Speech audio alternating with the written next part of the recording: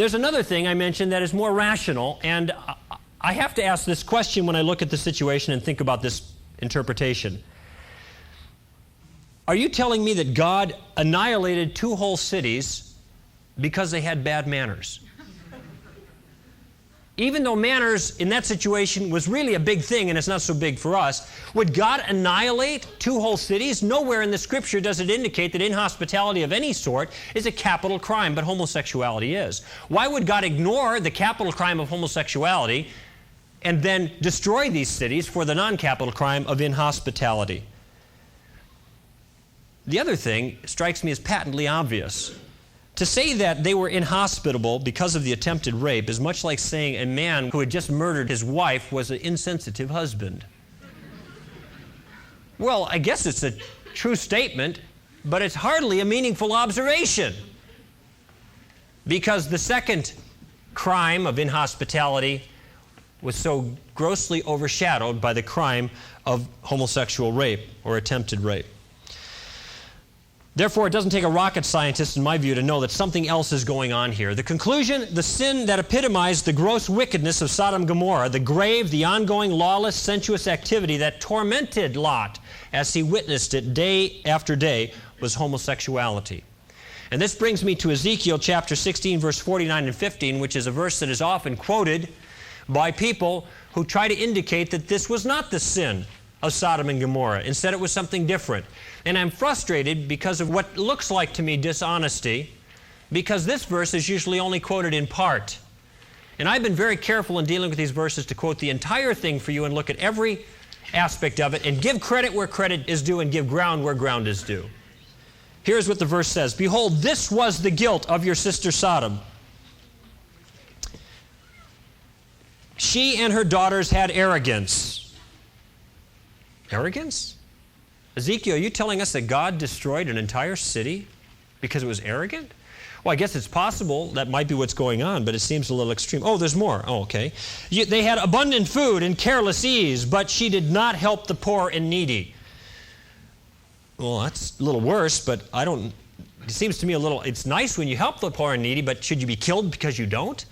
That seems a little extreme, and maybe that's what God is saying here, but oh, wait, there's more. Thus they were haughty and committed, here's something a little more substantial, abominations before me. Therefore I removed them when I saw it. No, they were not just. And we see that in the early parts of the passage. But this condemnation was not because of injustice alone. It was because of abomination. What was the abomination? The only other thing that we know what was going on there, homosexuality, which the book of Leviticus does describe as an abomination in God's sight. Which brings us to our next text, the Mosaic Law, Leviticus chapter 18 and verse 20. These are 2 references in the law. Let me read the text to you, and then I'll read what Dr. Hart has to say about them. Chapter 18, verse 22 says this, You shall not lie with a male as one lies with a female. It's an abomination. Also, you shall not have intercourse with any animal to be defiled with it, nor shall any woman stand before an animal to mate with it. It's a perversion. Leviticus 20, verse 13. If there is a man who lies with a male as those who lie with a woman, both of them have committed a detestable act. They surely shall be put to death. Their blood guiltiness is upon them. Now here's what Dr. Hart says about the passage. Leviticus is not where we generally go for our moral instruction. Most Christians have probably never read it, nor even had bits of it read to them at worship. It's a central thesis of Paul that Jesus has freed us from the law. Leviticus is that book of the law which has specifically to do with cult, that is, sacrifice, priesthood, ritual purity. It's in this regard that it touches on homosexuality. Incidentally, the word cult here means just the trappings of worship. The liturgy, the clothing, the vestments. It's not a pejorative term. He goes on to say, the Hebrew word toavah is a cultic, not a moral term. The English abomination means abhorrent, loathsome, unspeakably bad. Toavah does not mean that at all. It means ritually unclean. Eating pork is toavah. Having sex with a menstruating woman is toavah. You cannot come to worship after doing these things until you have been purified. Nor does the naming of the death penalty mark homosexuality as particularly heinous. Also punishable by death in the law is disobedience to parents, no age specified, picking up sticks on the Sabbath, adultery, and many other actions. It's curious, by the way, if I can, that's the end of his assessment. Let me add this observation. Isn't it curious that Dr. Hart concludes from this passage that homosexuality is no worse than picking up sticks on the Sabbath. Picking up sticks on the Sabbath is not that bad, so homosexuality is no worse. It's curious to me that he doesn't do the reverse, that he doesn't say that picking up sticks on the Sabbath, a violation of the Sabbath in God's mind, is as terrible as homosexuality. He goes the other direction. Now, I guess you could say that both are legitimate ways of approaching it. Which one is the correct one? The way you answer the question is very, very simple. You look at the punishment. Is this a small crime?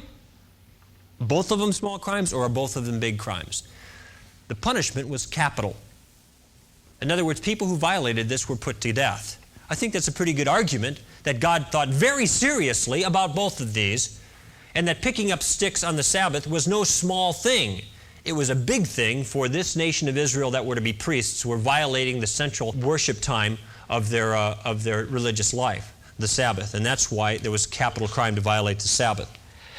Now, Ralph Blair argues in an evangelical look at homosexuality, very similar to this. He says that this prohibition in Leviticus was for ritual purity of the priests, not for moral purity. That the law no longer applies to the New Testament Christians. Jesus has done away with the law. Now let me give my analysis. You understand their interpretation there, right? That this was a cultic thing, it was a cleansing thing. People who did these things were ritually unclean, they just had to be cleansed and then they could participate. This was not a moral issue, it had to do with the religious services. And also Jesus has freed us from the law, therefore this law no longer applies to us. It's true that much of the law deals with religious activity rather than universal morality. However, let me make this distinction and observation. Ritual purity and moral purity are not always apart. They're not always different. Sometimes the two go together. This particular section was not addressed to the priests, but to all of the sons of Israel. And more to the point, Moses is not talking about ritual purity here. How do I know that? Well, the context always determines, and so we must look at the context. Where is this verse in relationship to other verses?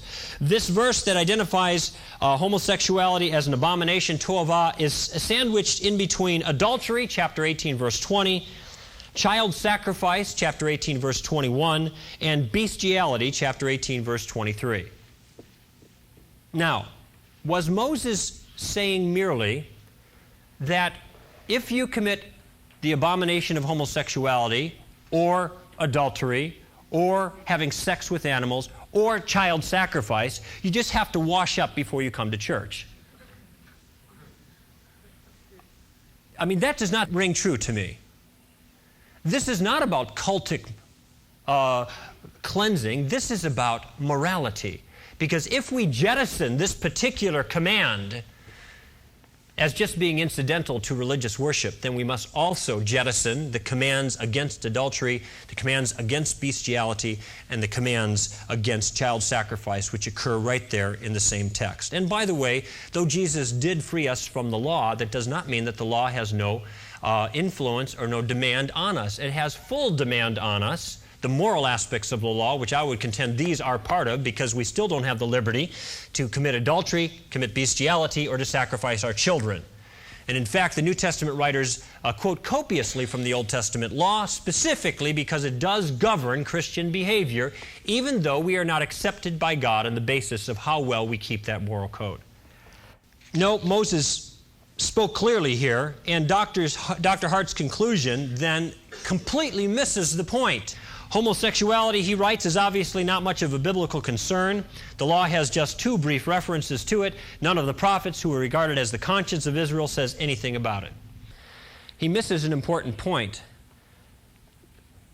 It's not because homosexuality was unimportant that the prophets didn't speak to it. It was a capital crime. Of course it was important. The prophets didn't speak to it because they were speaking to the critical problems of the time, and the critical problems of the time was idolatry. That's what they spoke to, because that was the problem. Homosexuality was not a problem. Why was it not a problem? Because it wasn't prevalent. Why was it not prevalent? Because they executed homosexuals. The prophets did not need to speak to this as a problem because all of the homosexuals were dead. The two references in the law, I think, are sufficient for us to know what God thinks about this particular proclivity.